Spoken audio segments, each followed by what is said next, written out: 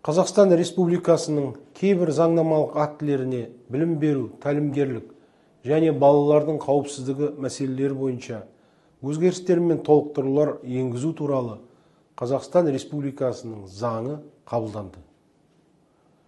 Оның аясында Қазақстан Республикасы білім туралы заңына желілік мектептердің қызметі туралы норма енгізілді.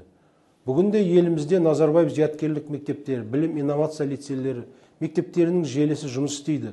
Бұл мектептер әрине барлық тілек білдірушілерді оқыта алмайды.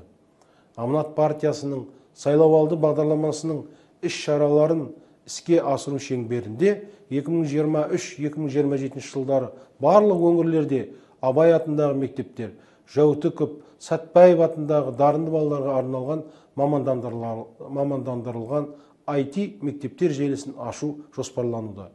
Бұл мектептер әсіресе ауылдық жерлердегі балаларға білім алуға мүмкіндік беретін болады. Гуманитарлық білім беруді дамыту мақсатында қазақ әдебиеті, журналистика, ақындық өнер, толық адам идеясын іске асыру, Абай атындағы мектептер желісін құру жоспарлануда. Бүгінгі таңда Абай атындағы мектептер 12 өңірде жұмыс істейді. 2027 жылға дейін қалған 8 өңірде ашу жоспарланған.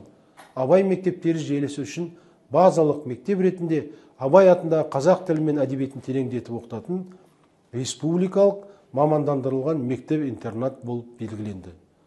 Цифрлық Қазақстан мемлекеттік бағдарламасын іске асыру шеңберінде 2018 жылдан бастап республикада IT мектептер ашыла бастады.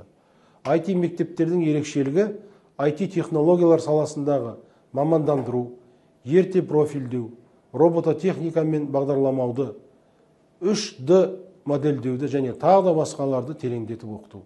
Осылайша еліміздегі IT мектептердің негізінде республикалық желіге кіретін Жәутіков мектептерінің желісі құрылатын болады.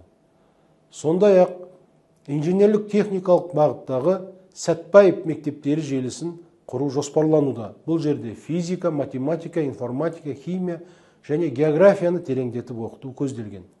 Желілік мектептердің ерекшелігі бір желіге кіретін барлық мектептер бір бағытта, бір бағдарламалармен оқу жоспарлары бойынша жұмыс істейтін болады. Әр желіде бір мектеп базалық болады, яғни желідегі қалған мектептердің қызметін үйлестіреді. Осылайша еліміз бойынша жоғары білім сапасын қамтамасыз ететін мамандандырылған мектептердің желісі қалыптасады. Оған оқуға ауылдардың кез келген баласының қол жетімділігі артады.